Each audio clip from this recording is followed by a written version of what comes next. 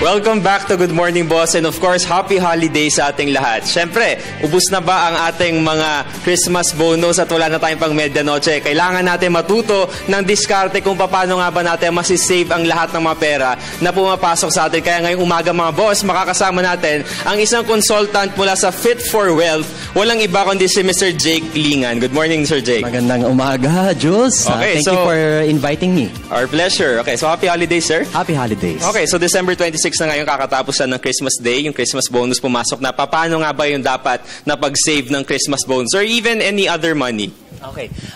Alam naman natin na siyempre December 26 na, nagastos na yung pera. May natitira pa tayong kailangan gastusin pagdating sa New Year. Recommended sana para sa mga Pilipino, nating mga kasama, na itabi muna ang kanilang mga savings bago ang gastusin. Bago ang gastusin. So savings muna. Savings muna. Savings muna bago ang gastusin. At kung, siyempre, extra money in 13th month pay at kung may natira man lang, wag natin agad-agad ipagbibili ng mga gadgets, gadgets sa pampasikat sa ating mga kapitbahay or mga kasama natin sa trabaho. Mga appliances. Pigilan muna natin yan hanggat maaari. Kung kayo ay may utang pa, tandaan natin na pag mas pinapatagal natin ng utang, mas maraming binabayaran sa interest. Okay. Yun ang isang problema pag pinapatagal, mas pinapatagal ang pagbayad ng utang. So bayaran ang utang sa lalong madaling panahon. Ngayon, kung sakali man lang na wala ng utang ang isang individual, itabi na to para sa savings. Okay. O kung sapat naman ang kanilang emergency fund, pwede na po tayong mag-invest. Alright. Okay, so beyond Christmas, kunyari every month, pag pumapasok ng sweldo, twice a month yan, di ba? So ano ba yung dapat na diskarte para makapagtabi ka? Katulad na nabanggit ko nga kanina, di ba? Savings muna. Siyempre, magandang oportunidad pag bagong taon, planuhin mo na kung ano ang maaaring mong paggastusan sa buong taon. Okay. Halimbawa na lang po kung mga travels o sabihin natin mga regalo o kung meron man lang kayong mga big events katulad na lang ng sabihin natin ng birthdays o ng kasal, yun ang mga pwede nyong planuhin na sa inyong paggastos. At itabi nyo na hanggat maaari pagdating ng sweldo. Yes. Automatic nakalagay na sa savings or time deposit. Kung sakali man lang na may extra, sabihin natin, lampas na ng emergency fund ang inyong naitabing pera, simulan nyo na mag-invest. Okay. Batay kung sa pinaplano nyong paggagamitan ng pera. Halimbawa na lang po ay yung mga yung pagpapaaral natin sa ating mga anak, sa college education. Alam naman natin na may kamahalan dito. At tumataas ang presyo ng tuition fee nila na mas mabilis pa sa interest ng bangko. Dahil sa inflation din yan, no? Dahil sa inflation din. Okay. Kaya, siguraduhin nila na, ayun nga po, may magandang plano, magandang pagpaplano pinansyal kung saan nila itatabi yung pera at saan nila ilalagay yung pera. How about insurance?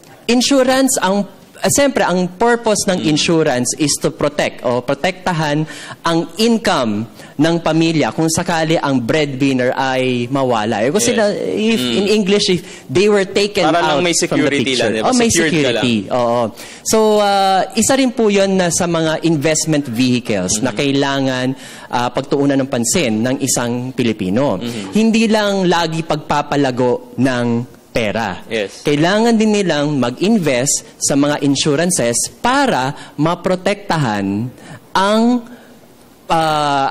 iba nilang pera. Ayan. So, dalawa na yung napag-usapan natin, education, insurance. Ngayon naman, next, negosyo. Negosyo. Sige, magandang usapan yan.